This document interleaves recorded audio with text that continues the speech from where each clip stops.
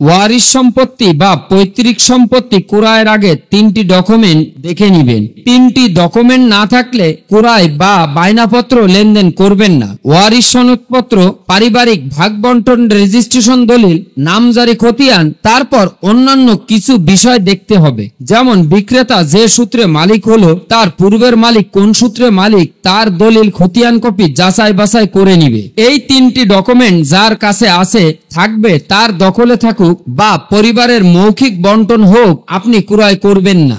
আপনাকে মৃত পিতামাতার নামের সম্পত্তি অন্যান্য ভাই বোন ওয়ারিশদের না জানিয়ে গোপনে বিক্রি করে দেয়। কেউ কেউ যতটুকু অংশ পাবে তার থেকে বেশি বিক্রি করে ফেলে। কেউ কেউ আছেন ভালো পজিশনের জমি বিক্রি করে দেন। কেউ কেউ আছেন ওয়ারিশদের অংশ বিক্রি করে ফেলেন। কেউ আছেন পারিবারিক মৌখিকভাবে ভাগের অংশ বিক্রি করেন। মৌখিক ভাগ কোনো দলিল নয়, মৌলিক বন্টনের কোনো মূল্য নেই। মৌখিক ভাগ করা জমি ভোগ দখল করে আসছে, জমির মূল্য অন্যান্য জমির চেয়ে অনেক বেশি দাম হওয়ায় তারই এক ভাই জমিটির অংশ দাবি করলো। সবাই যতই বলে মৌখিক ভাগের কথা তা মানতে রাজি নাই। ভাই বলতেছে মৌখিক ভাগ মানি না, পুনরায় ভাগ বন্টন করতে হবে। তারা মৌখিক ভাগ না করে পারিবারিক বন্টননামা রেজিস্ট্রেশন দলিল করে নিলে ভাই কখনো দাবি করলেও তা আইনসম্মত হতো না। তাই বন্টননামা রেজিস্ট্রেশন দলিল খুব গুরুত্বপূর্ণ। ওয়ারিশ সনদ, বন্টননামা রেজিস্ট্রেশন দলিল যার আছে তার সম্পত্তিতে কখনোই কোনো ওয়ারিশ ঝগড়া বিবাদ সৃষ্টি করতে পারবে না।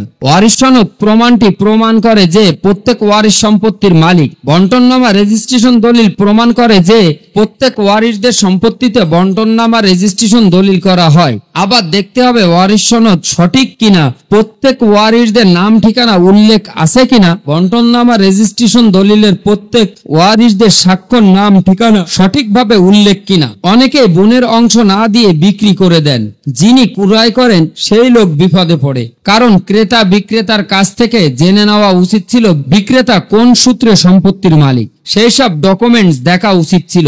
পৈতৃক সম্পত্তি হলে বা ওয়ারিশ সম্পত্তি হলে ক্রয়ের আগে ওয়ারিশ সনদ, রেজিস্ট্রেশন বা বন্টননামা দলিল, নামজারি খতিয়ান এগুলো দেখা। এগুলো না দেখে ক্রয় করলে অন্যান্য ওয়ারিশরা অভিযোগের সামিল মামলা করলে জমি ছেড়ে দিতে বাধ্য হবেন।